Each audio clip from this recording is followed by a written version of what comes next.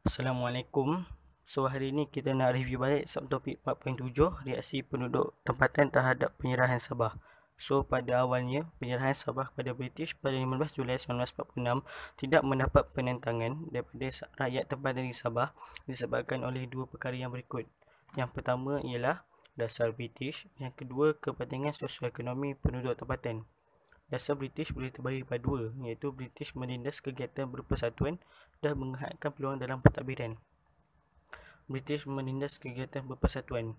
Penduduk Sabah terdiri daripada pelbagai komponen etnik yang berbeza. Oleh itu, keadaan ini menyukarkan para pemimpin Sabah untuk mengumpulkan kesemua etnik dalam satu pertubuhan.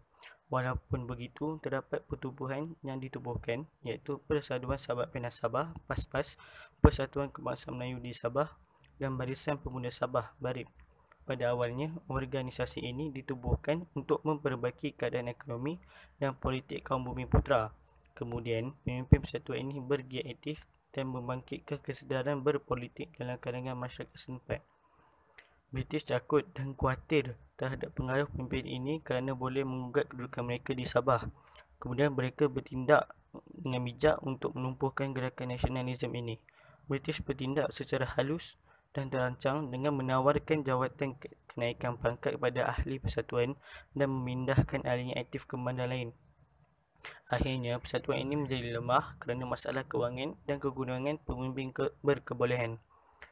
Bawah ni adalah jadual pertubuhan Barisan Pemuda Sabah BARIP. Antara pemimpin yang aktif Pengiran Muhammad Yusof Jamil Umar, Syam Saleh, Mando Sharif, Imam Saleh Yaakob dan Suruji Yaakob.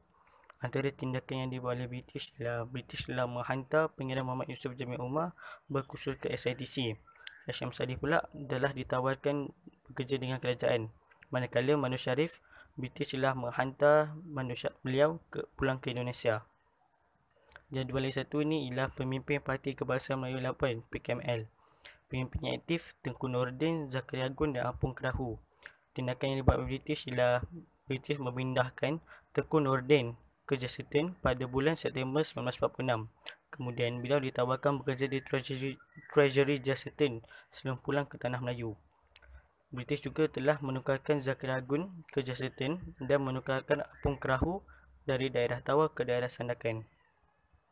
Ini adalah contoh gambar pemimpin Barisan Pemuda Sabah BARIP, iaitu Imam Suhaili Yaakob. Gambar bawah pula adalah sebahagian daripada ahli Parti Kebangsaan Melayu Labuan, iaitu belah kiri.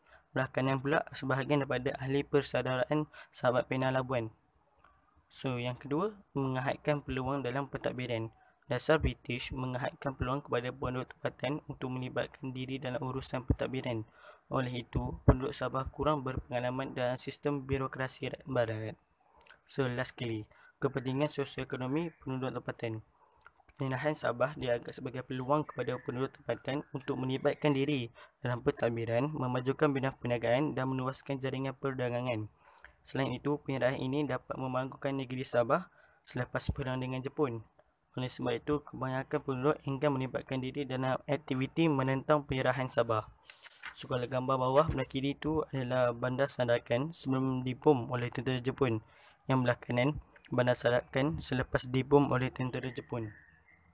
So, kalau kita tengok kerosakan yang dibuat oleh Jepun terhadap Bandar Sandakan ni memerlukan kos yang banyak. Oleh itu, pihak syarikat bersetuju untuk menyerahkan Sabah pada kerajaan British kerana kekurangan dana. So, kesimpulannya, kalau kita boleh buat, penyerahan Sabah kepada British tidak mendapat sebarang bantahan daripada penduduk tempatan kerana mereka tidak memahami tujuan penyerahan tersebut. Hal ini disebabkan oleh dasar British yang menindas kesedaran nasionalisme dalam kalangan anak watan. Gelombang kebangkitan nasionalisme di Sabah berlaku apabila British memperkenalkan langkah ke arah berkerajaan sendiri di Sabah.